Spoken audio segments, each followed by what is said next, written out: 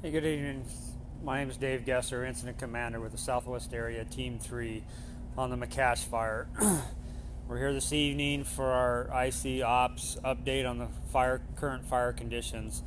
One of the things I wanted to talk about is we have a ship that flies during the day, which is called Fire Watch. They have an infrared system that can see heat detection and kind of do a perimeter for us. And then we also have our IR flights get flown at nighttime. And so there's a slight difference between the two of those when they fly. They're pretty close, but as of currently, the Fire Watch has put the fire at 10,028 acres.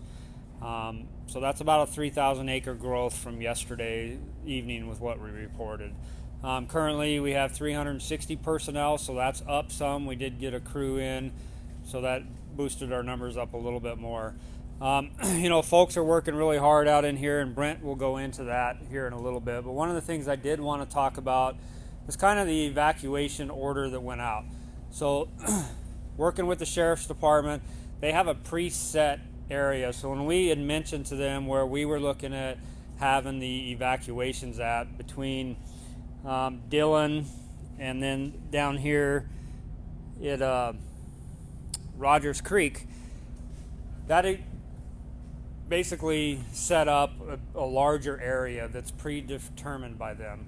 And so we've been working with the Sheriff's Department to look at reducing that area, bringing it back down to where more of that threat is, because it was a wide area that took a lot of areas into account that really weren't at threat.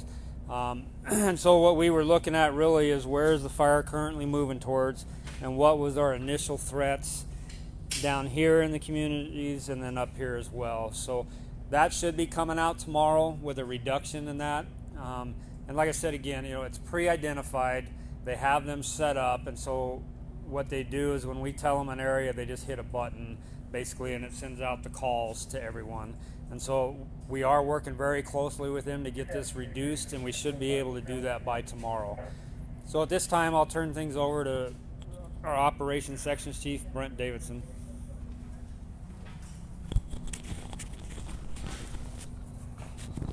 Hey, good evening, everybody. Brent Davidson, Operations Section Chief Trainee, here on the McCash with Southwest Team 3. Give you an update on today's activity and operations on the fire. We'll talk about the fire itself, kind of like I started off last night. There was additional growth on the fire today, as you can tell from the acreage. There was some visible smoke from the surrounding area as well. A lot of that was coming from the eastern portion of the fire over here in the Marble Mountain Wilderness. It did move, kind of a little bit in all directions, a little bit to the west, south, and east, and northeast kind of out there. No threat to the homes and communities in the area, but it is continuing to be pretty active in that area. Moving over here to the northern portion of the fire where it crossed Yukonam Creek, there was some growth over there as well. Not like yesterday's growth. It didn't move as much. It followed kind of some slope and some drainages yesterday, moving to the northeast. Today it just expanded on that footprint that it created yesterday. It had some different fuel types and some smaller brush, things like that, less timber, and also got to the top of some ridge systems. So didn't have the slope that was driving it like it did yesterday. Let's see, over on the western edge near Panther Creek, the fire does continue to back down slowly down Panther Creek. It's a little bit sheltered from the winds that we still are experiencing on the fire, so the growth was definitely not as significant there either. Down toward the southwestern portion of the fire, the initial fire that was down there was a result of spotting that came from the backside of Tin Bear Mountain as it came across Cub Creek here and through spot fires down here. Those spot fires, large and small, kind of continue to grow, come together, and create some more backing and active fire down in the southwestern area here. Definitely nothing like we were seeing the previous day or two. So it does continue to just kind of expand around there. Also kind of like it is on the western side, just a little bit more sheltered from the winds that we're experiencing. So nothing too significant there, but continued growth for sure. Moving into the operations overall with all the firefighters and everything. Talk about the north portion first. Up here, north of fire, north of Yukonam Creek, 7 or so miles, air miles from the fire down here. they have this indirect line they continue to work on. There's mostly machinery up there, working through all of the preparation of that line, just to have it ready if and when the fire continues to move north. Also doing, some structure assessment along the 96 corridor up a little bit northwest of the fire. Everything's going good. Pretty big piece of line, so takes a little bit of time to get that done. Coming back down here on the western edge with the communities that are closest to the fire activity, over here in T-Bar, the T-Bar area at least. We had some folks in there doing some activity. There were a lot of questions and discussion last night on this meeting about firefighters being in the area and not seeing a whole lot of people. Today, with the limited resources we have, this was not as much of a focus for today as the Patterson area was. There was a more concentrated effort of the resources just based on fire activity and growth down here because of the proximity to the actual fire.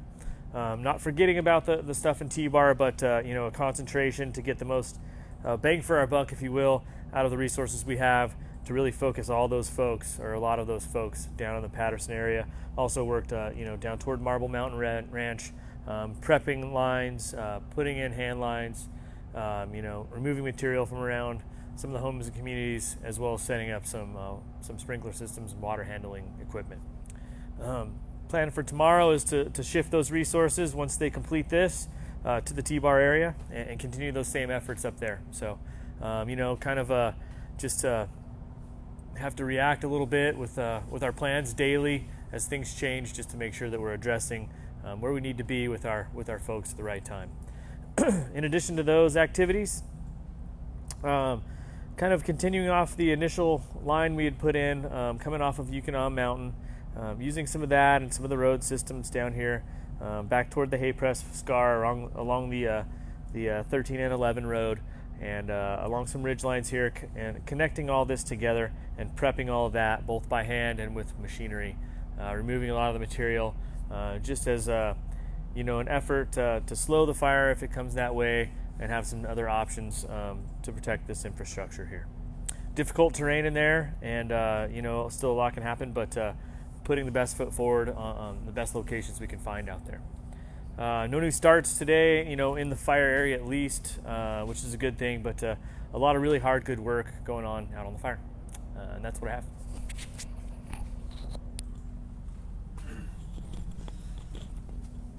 So we had a few questions that came in last night, and so one of them was, how do the rules differ with fighting fire in the wilderness versus non-wilderness? So wilderness areas are scenic areas, so really what the differences are is that mechanical treatment within the wilderness. So we have to get the authority to be able to go in and use chainsaw use, land helicopters in the wilderness, and then also we have to get the authority, which goes all the way up to our regional office, for authorization to use dozers in the wilderness, as well as the retardant use, things like that. We have retardant avoidance areas, things like that. So, we can fight fire within the wilderness. It just, the dozer, like the heavy equipment type stuff, we have to get a lot of permission for that, because those are scenic areas and they try to leave those as they are. And we got second question coming in for ops, and I'll bring ops back up.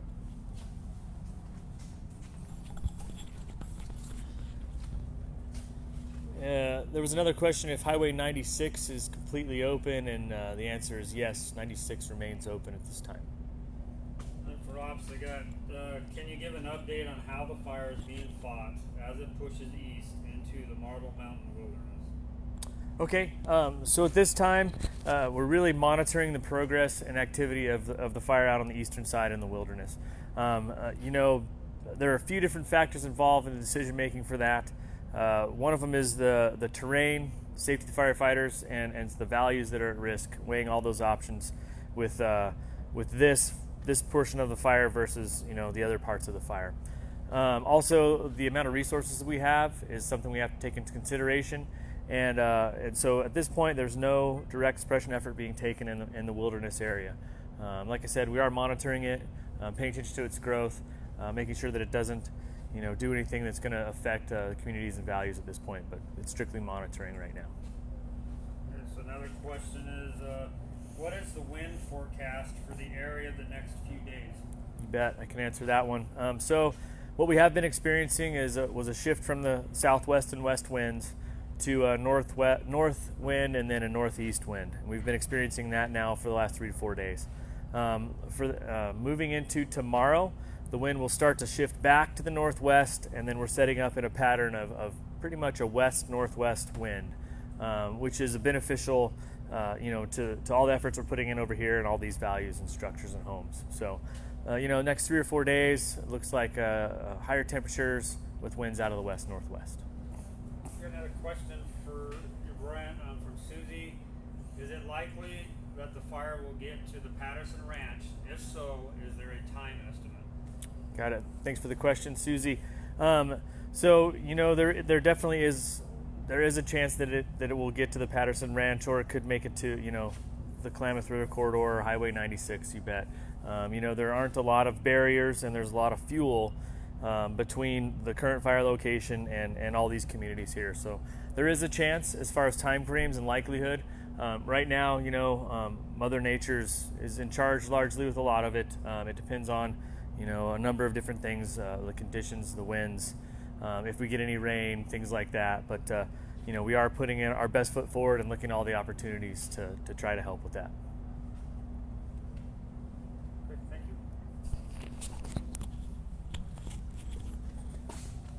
So if there is any other questions, feel free to drop them in the chat. One of the things that I'll talk about, and as we talked about yesterday, is the resources that we have. A lot of other fires going on. There's several new fires that have broke out throughout the region, and also in Washington and Oregon. And so the resources, we're doing everything we can with our resources, and what we're trying to do is really take our resources and move them to the best location of where the threat is and for the values at risk. So with our resources, we move them around as needed to where we need to. So a lot of concentration going on around the structure protection area here, and then that control feature that Brent was talking about that they're working on in here, and then also on that northern end. And so we'll just continue moving those resources around as we need to. We got another question here. We're moving resources from the north to the west to protect communities.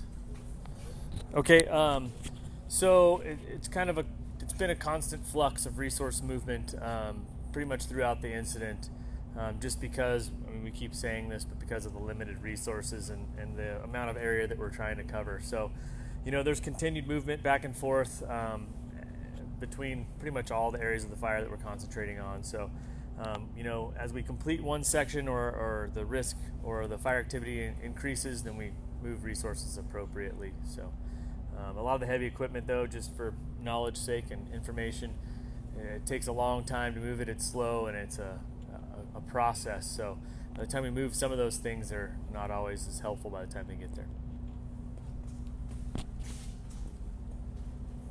Okay, so our next question in there is, if the Six Rivers National Forest closed to the public, so I think it is, will it be closed? So all northern California national forests are going into a closure. That closure order just came out, should be effective, I believe, at 0800 tomorrow morning. And so that's all national forest in northern California.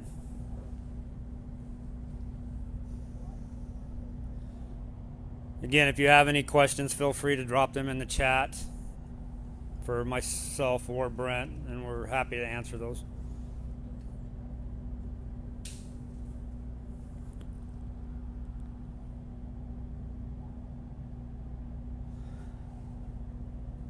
Okay, so this time we don't have any other questions. One of the things, we appreciate folks getting on. Oh, we just had one come in from John.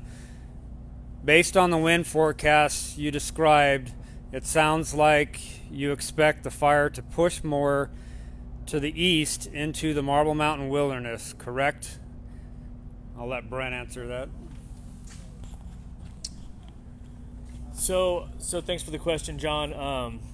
Yes, with the winds out of the east, it will promote that movement to the east, which could impact the stuff in Marble Mountain Wilderness. Wind's not the only factor. A lot of the terrain out here, as most of you I'm sure know, very steep, rugged terrain, so some portions are more affected by the winds than the others. So even with the west wind, there's still growth in the other directions as it backs downhill and against the wind, finds fuels and different things like that. So I think that answers the first part of the question. A point where the regional managers give permission to directly fight fires in the wilderness. That's a decision that just kind of time and place dependent, and also weighing against all the other things that are being considered, like values protection, home protection, firefighter safety, things like that.